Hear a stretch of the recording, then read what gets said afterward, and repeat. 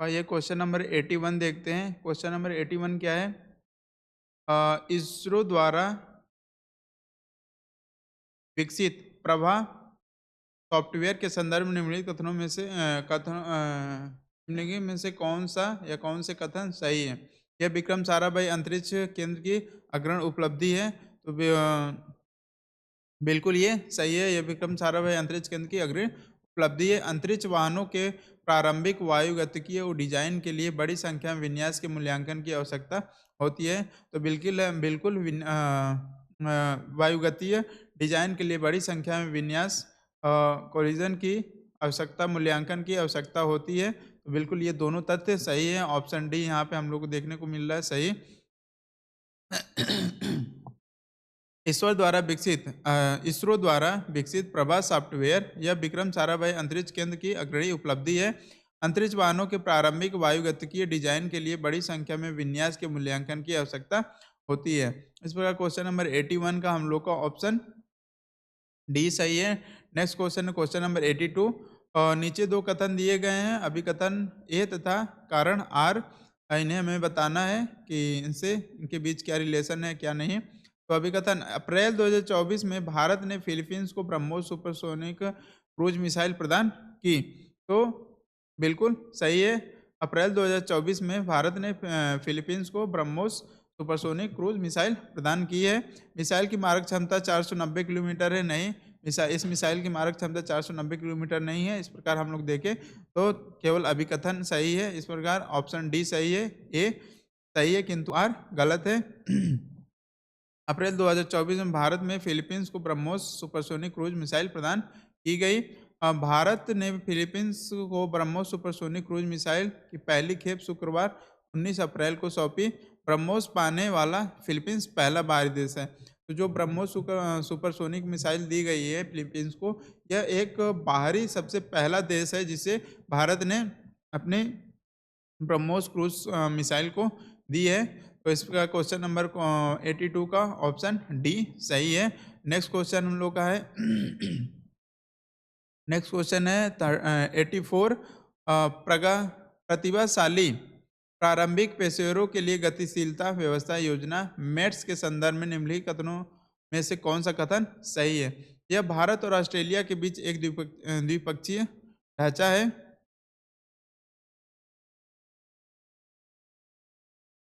इस क्वेश्चन में भी हमें थोड़ा सा कुछ मिस टाइपिंग देखने को मिल रहा है। छोड़ देते हैं इस क्वेश्चन को, हम लोग आगे देखते हैं क्वेश्चन नंबर 85। परमाणु सुरक्षा पर अंतर्राष्ट्रीय सम्मेलन आइकॉन्स 2024 के संदर्भ में निम्नलिखित में से कौन सा कथन सही है? यह सम्मेलन 25 मई 2024 को आयोजित किया गया था। तो बिल्कुल ये सम्मेलन परमाणु सुरक्षा अंतर्राष्ट्रीय सम्मेलन आइकॉन 2024 के संदर्भ में ये 25 मई 2024 को आयोजित नहीं किया गया था। भारत ने हाल ही में परमाणु सुरक्षा को मजबूत करने के लिए एक अंतर मंत्रालयी परमाणु तस्कर विरोधी टीम CNST का पुनर्गठन किया है। तो बिल्कुल ये सही है, दूसरा तथ्य सही है। इस प्रकार ऑप्शन ए यहाँ पे सही है। परमाणु सुरक्षा यहाँ पे एक्सप्लेनेशन है, परमाणु सुरक्षा पर अंतर्राष्ट्रीय सम्मेलन आइकॉन्स, यह सम्मेलन 21 मई 2024 को आयोजित किया गया था। भारत ने हाल ही में परमाणु सुरक्षा को मजबूत करने के लिए एक अंतर मंत्रालयी परमाणु तस्कर विरोधी टीम CNST का पुनर्गठन किया है। तो क्वेश्चन नंबर 85 का ऑप्शन ए सही है। Question number 86। टिरूल लाओ पैसे पाओ अभियान के संदर्भ में निम्नलिखित कथनों में से कौन सा या कौन से सही है? तो पेरोल, ये जो पराली होती है किसान जो जला देते हैं खेतों में, उसके बारे में ये पूछ रहा है। पेरोल लाओ पैसे पाओ ये कौन किस राज्य की स्कीम है? और देखते हैं, यह जंगल की आग को कम करने और ग्रामीणों को आय प्रदान करने से संबंधित है। तो बिल्कुल ये भी सही है। ये जंगल की पराली किसान जला देते हैं, वो उसकी जो चिंगारियाँ होती हैं उड़ के जंगलों की तरफ अगर जाती हैं तो जंगल में आग लग जाती है और तब जंगल में आग बुझाना बड़ी मुश्किल हो जाता है। तो इसी चीज़ को कम करने के लिए पेरोल लाओ पैसे पाओ अभियान की शुरुआत की गई है। ये उत्तराखंड के मुख्यमंत्री ने इस अभियान की शुरुआत की है। तो बिल्कुल सही है, ये उत्तराखंड के मुख्यमंत्री ने ही इस अभियान की शुरुआत की है? तो ऑप्शन यहाँ पे डी हम लोग को देखने को मिल रहा है सही है। 1 और 2 दोनों उत्तराखंड के मुख्यमंत्री पिरुल लाओ पैसे पाओ अभियान की शुरुआत की। यह पहल जंगल की आग को कम करने और ग्रामीणों को आय प्रदान करने के लिए से संबंधित है। क्वेश्चन नंबर 86 का डी ऑप्शन सही है। Next question number 87, Nepal Bharat अंतर्राष्ट्रीय संस्कृति सम्मेलन 2024 के संदर्भ में निम्नलिखित में से कौन सा कथन सही है? यह नई दिल्ली में आयोजित किया गया था। तो यह नई दिल्ली में आयोजित यह 3 दिवसीय सम्मेलन नीति अनुसंधान प्रतिष्ठान द्वारा आयोजित किया गया था। ये बिल्कुल सही है। यह 3 दिवसीय सम्मेलन था और इसको नीति अनुसंधान प्रतिष्ठान द्वारा आयोजित किया गया था। इस प्रकार से क्वेश्चन देखें तो हम लोग तथ्य दूसरा सही है और तथ्य दूसरा के लिए ऑप्शन ए यहाँ पे हम लोग को देखने को मिल रहा है सही है। केवल 2 नीति अनुसंधान प्रतिष्ठान द्वारा नेपाल भारत अंतर्राष्ट्रीय संस्कृत सम्मेलन 2024 आयोजित किया गया। यह 3 दिवसीय सम्मेलन था। नेक्स्ट क्वेश्चन है question number 88, lunar polar exploration mission LUPEX के संदर्भ में निम्नलिखित में से कौन सा कथन सही है? तो lunar polar exploration mission LUPEX के संदर्भ में 2 कथन दिए गए हैं। यह भारत जापान के बीच संयुक्त चंद्र मिशन के लिए साझेदारी है जो भविष्य में लॉन्च किया जाएगा। तो बिल्कुल सही है। यह भारत और जापान के बीच संयुक्त चंद्र मिशन है जो भविष्य में जो भी इसकी डेट होगी उसमें इसको जारी किया जाएगा, जो भी सुविधा बन जाएगी। तो और ये जैक्सा मिशन के लिए लैंडर विकसित करने के लिए जिम्मेदार है, जबकि इसरो रोवर और लॉन्च वाहन को संभाल रहा है। तो ऐसा इसमें कोई प्रावधान नहीं है कि कौन क्या संभाल रहा है। तो इस प्रकार देखें तो लूनर पोलर एप्लीकेशन के माध्यम मिशन लूपेक्स के संदर्भ में केवल तथ्य 1 सही है, जो भारत और जापान के बीच संयुक्त चंद्र मिशन को साझेदारी से भविष्य में लॉन्च किया जाएगा। तो ऑप्शन यहाँ पे हम लोग को सी देखने को मिल रहा है सही, केवल 1। भारत जापान के बीच संयुक्त चंद्र mission lunar polar exploration mission LUPEX भविष्य में लॉन्च किया जाएगा। नेक्स्ट क्वेश्चन देखते हैं क्वेश्चन नंबर 89, शारीरिक दंड उन्मूलन के लिए दिशा निर्देश जीईसीपी के संदर्भ में निम्नलिखित में से कौन सा कथन सही है? तो ये 2 कथन इसके बारे में भी दिया गया है। तो ये 26 अप्रैल 2014 को तमिलनाडु स्कूल शिक्षा विभाग ने ये दिशा निर्देश जारी किया है। बिल्कुल सही है। ये दिशा निर्देश छात्रों के शारीरिक और मानसिक स्वास्थ्य की सुरक्षा पर केंद्रित है। तो ये दोनों तथ्य बिल्कुल सही है। ऑप्शन डी यहाँ पे सही होगा। शारीरिक दंड उन्मूलन के लिए दिशा निर्देश जीईसीपी 24 अप्रैल 2024 को तमिलनाडु स्कूल शिक्षा विभाग ने यह दिशा निर्देश जारी किया। ये दिशा निर्देश छात्रों की शारीरिक और मानसिक स्वास्थ्य की सुरक्षा पर केंद्रित है। Next question number 90, FLY 91 Bharat में शुरू की गई एयरलाइन है और इसकी पहली उड़ान 18 मार्च 2024 को मनोहर अंतर्राष्ट्रीय हवाई अड्डे से शुरू हुई। इस क्वेश्चन में भी ये क्वेश्चन भी थोड़ा सा इसमें मिक्स करके टाइपिंग कर देते हैं हम लोग। आते हैं क्वेश्चन नंबर 91 देखते हैं। ये 2 सूचियाँ दी गई हैं, सूची 1 सूची 2। इसको मैचिंग कराना है। योजना का नाम है और आरंभ तिथि है इसकी प्रधानमंत्री आवास योजना ग्रामीण। तो प्रधानमंत्री मेहनत कीजिए और सूचियों के नीचे दिए गए कोड का प्रयोग कर सही उत्तर चुनिए। इसमें हम लोग का कोड नहीं दिया हुआ, इसको भी हम लोग स्किप कर देते हैं। सॉरी, बहुत सी एरर देखने को मिल रही है हमें। इसका जो ऑप्शन होता है ऑप्शन ही नहीं है, तो हम लोग इसको कैसे सॉल्व करेंगे? तो इसको भी स्किप कर देते हैं। क्वेश्चन नंबर 92 देखते हैं। मानव विकास सूचकांक HDI में किन संकेतकों का उपयोग किया जाता है?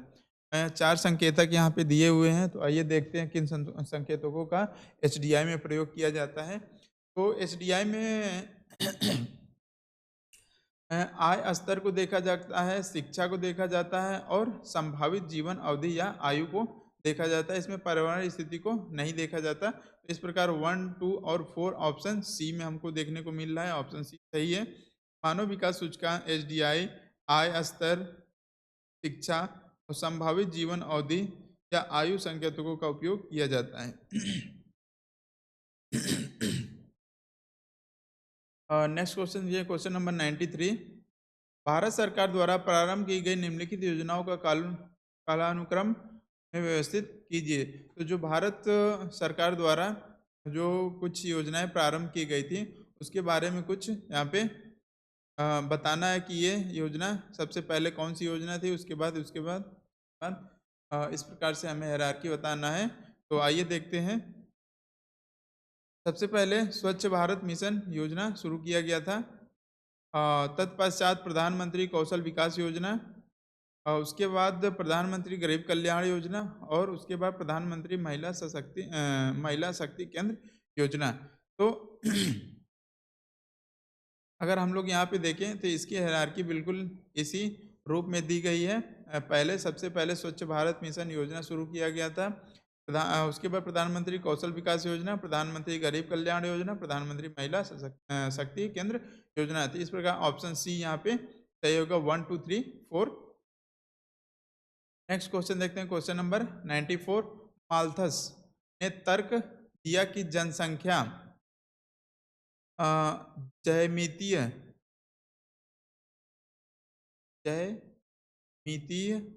प्रगति से बढ़ती है, जबकि कृषि उत्पादन, खाद्य आपूर्ति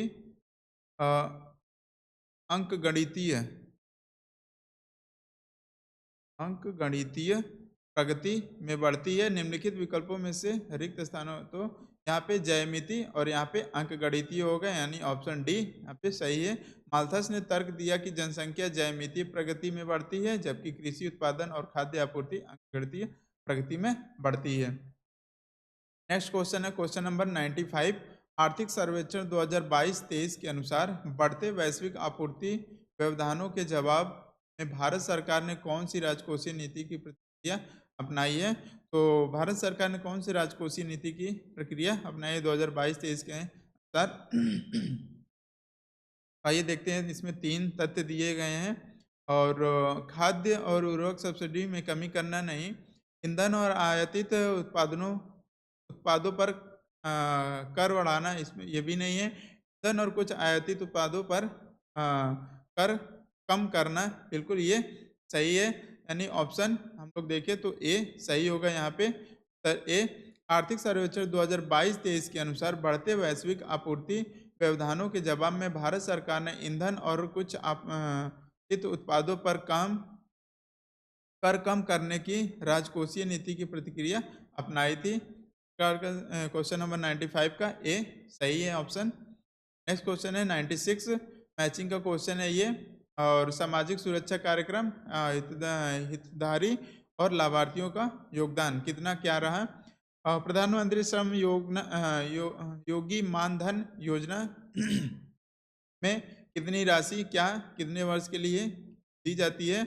तो ये प्रधानमंत्री श्रम योगी मानधन योजना की बात करें तो ये 55 रुपए से 200 रुपए तक दी जाती है। प्रधानमंत्री जीवन ज्योति बीमा योजना, तो इसमें लगभग 436 रुपए, और प्रधानमंत्री सुरक्षा बीमा योजना लगभग 20 रुपए, अटल पेंशन योजना हितधारी और लाभार्थियों की इच्छा अनुसार। तो अगर इस तरह से हम मैचिंग देखें तो 2 3 4 और 1 के साथ जा रहा है। इसका भी ऑप्शन नहीं है। तो ऑप्शन में आप लोग देखेंगे अगर पेपर का, तो 2 3 4 1 आप लोग को देखने को मिलेगा। ऑप्शन ए यहाँ पे सही होगा, ऊपर ही आप लोग देखने को मिल जाएगा। नेक्स्ट क्वेश्चन देखेंगे, क्वेश्चन नंबर 97। नीचे 2 कथन दिए गए जिनमें से एक को अभिकथन ए तथा दूसरे को कारण आर कहा गया है। अभिकथन ए, विकास को जीवन स्तर और कल्याण में वृद्धि के रूप में परिभाषित किया जाता है। कारण प्रति व्यक्ति आय में वृद्धि विकसित को पर्याप्त माप नहीं है। तो यहाँ पे ए और आर दोनों सही है, लेकिन यहाँ पे और आर ए की सही व्याख्या भी कर रहा है। तो इस प्रकार क्वेश्चन नंबर 97 का ए सही है। विकास का जीवन स्तर और कल्याण में वृद्धि के रूप में परिभाषित किया जाता है। प्रति व्यक्ति आय में वृद्धि विकास की पर्याप्त माप नहीं हो सकती। विकास के लिए और माप हैं जैसे औसत साक्षरता स्तर तथा लोगों की स्वास्थ्य स्थिति के आधार पर। तो ये अभिकथन भी सही है, कारण भी सही है। यहाँ पे माप, ये विकास की पर्याप्त माप नहीं है, लेकिन ये इसका व्याख्या भी कर रहा है। इस प्रकार ऑप्शन ए यहाँ पे सही हो जाएगा। नेक्स्ट क्वेश्चन है क्वेश्चन नंबर 98। सतत विकास लक्ष्य 2030 में चार लक्ष्य 4 को प्राप्त करने के लिए कौन से उपाय आवश्यक हैं?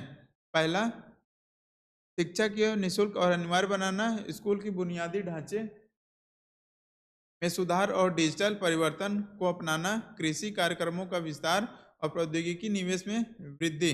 तो अगर हम लोग देखें तो ये शिक्षा की निःशुल्क और अनिवार्य बनाना, ये हो जाएगा 4 लक्ष्यों में पहला। और दूसरा देखें तो स्कूल के बुनियादी ढांचों में सुधार और डिजिटल परिवर्तन के अपनाना। ये दो सही सतत विकास लक्ष्य 2030 के लक्ष्य 4 में प्राप्त करने के लिए दिशा निर्देश हैं। तो इस प्रकार 1 और 2, और ऑप्शन ए यहाँ पे सही देखने को मिल रहा है, 1 और 2। सतत विकास लक्ष्य 2030 में लक्ष्य 4 को प्राप्त करने के लिए आवश्यक तथ्य शिक्षा को निःशुल्क और अनिवार्य बनाना, स्कूल के बुनियादी ढांचे में सुधार और डिजिटल परिवर्तन को अपनाना। लक्ष्य 4, यह लक्ष्य सुनिश्चित करना है कि 2030 तक सभी लड़कियों और लड़के मुफ्त प्राथमिक और माध्यमिक स्कूली शिक्षा पूरी करें। नेक्स्ट क्वेश्चन है क्वेश्चन नंबर 99। अनुच्छेद 19 के अंतर्गत निम्नलिखित में से कौन सी एक स्वतंत्रता की भारतीय संविधान द्वारा गारंटी नहीं दी गई है? तो जो 19 आर्टिकल 19 है, 19 में 6 प्रकार की स्वतंत्रता की बात कही गई है। उसमें से हमें देखना शांतिपूर्व तथा बिना शस्त्रों के एकत्र होने की स्वतंत्रता है, बिल्कुल सही है ये।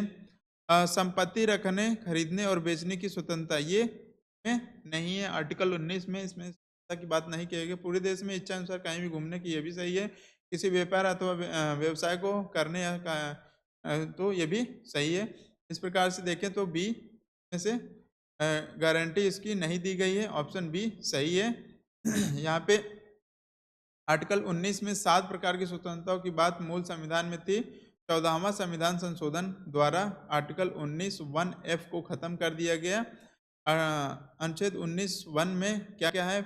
6 विचार और अभिव्यक्ति की स्वतंत्रता, शांतिपूर्ण और सशस्त्र रहित सम्मेलन की स्वतंत्रता, संगठन बनाने की स्वतंत्रता, भारत में कहीं भी आवागमन की स्वतंत्रता, भारत में कहीं भी निवास करने और बस जाने की स्वतंत्रता है, और कोई भी पैसा या व्यवसाय चुनने की स्वतंत्रता है। तो इस प्रकार देखें तो हम लोग क्वेश्चन नंबर 99 का ऑप्शन बी सही है। नेक्स्ट क्वेश्चन है क्वेश्चन नंबर 100 एंड इस वीडियो का लास्ट क्वेश्चन होगा ये। नीचे 2 कथन दिए गए जिनमें से एक अभिकथन ए तथा दूसरा आर है। अभिकथन ए, भारतीय संविधान के अनुसार एक ही व्यक्ति एक ही समय 2 अथवा 2 से अधिक राज्यों के राज्यपाल के पद पर कार्य नहीं कर सकते हैं। तो ऐसा नहीं है, एक व्यक्ति एक समय में 2 राज्यों के राज्यपाल हो सकते हैं।